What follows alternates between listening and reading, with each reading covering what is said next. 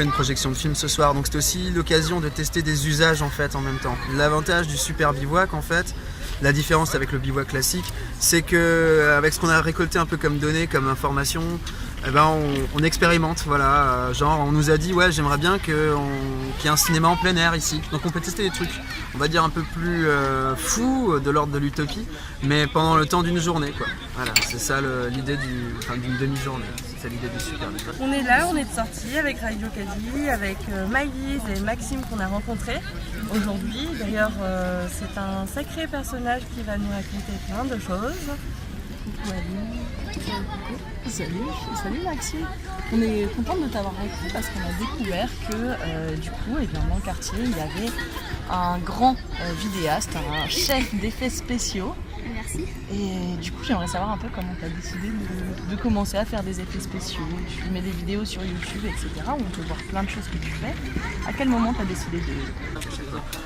Donc voilà, le deuxième acte, on va dire que là c'est l'acte 1. Le deuxième acte, je pense qu'on sera un peu plus rodé et on fera peut-être d'autres choses, enfin voilà, ça on verra ce qu'on fera. En fait, j'avais une tablette et du coup je regardais beaucoup sur YouTube et je me suis dit un jour je veux faire pareil. Au début, je faisais pas de montage, je faisais des vidéos un peu moins bien que maintenant. Et après j'ai découvert un logiciel de montage et du coup après j'ai appris.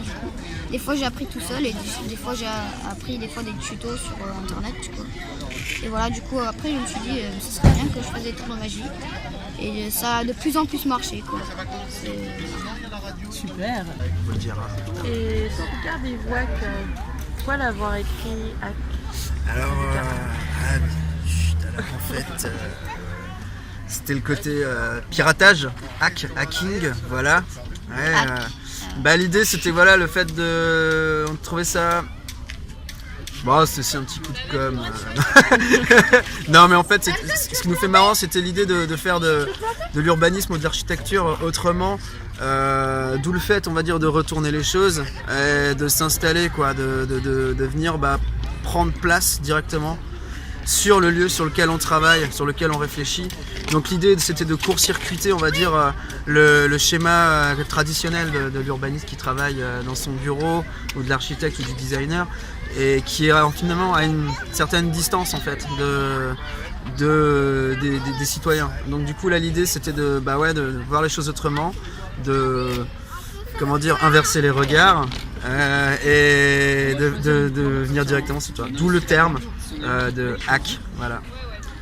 Puis on aime bien ça aussi, enfin on appelle la culture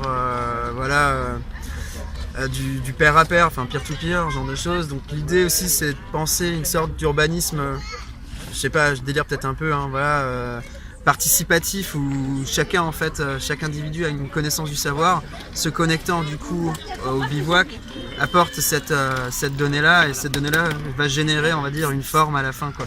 Et du coup je me dis que comme tu peux faire plein d'effets spéciaux un peu fous et qu'aujourd'hui on est Halloween, est-ce que ça te donnerait par exemple des envies de faire, je sais pas, des films d'horreur avec des monstres qui apparaissent et qui sortent des placards? Oui, mais rigolo quand même, hein, parce que... Qui font pas trop peur?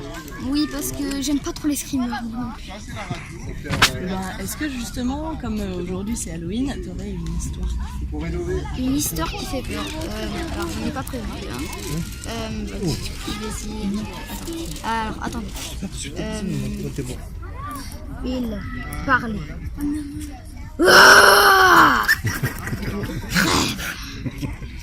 Et il disparaît.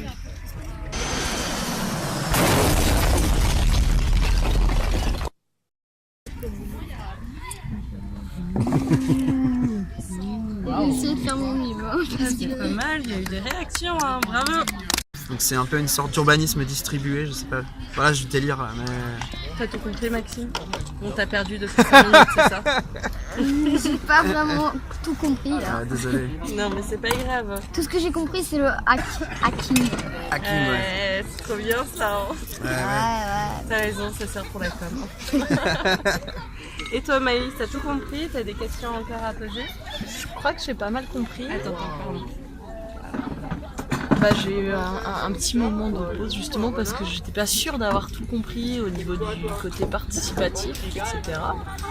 Mais finalement l'idée c'est d'inviter les gens qui viennent tout le temps sur le square à se dire que c'est leur square et qu'eux-mêmes vont construire Exactement. la manière dont ils veulent. Exactement, ouais. C'est vraiment l'idée. Nous, on vient pas en tant qu'experts qui maîtrisons, on va dire, certains outils.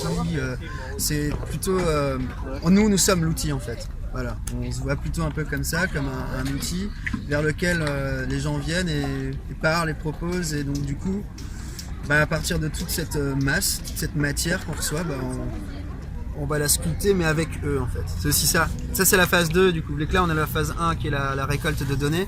Donc de septembre à décembre. Le 15 décembre c'est la fin de la récolte.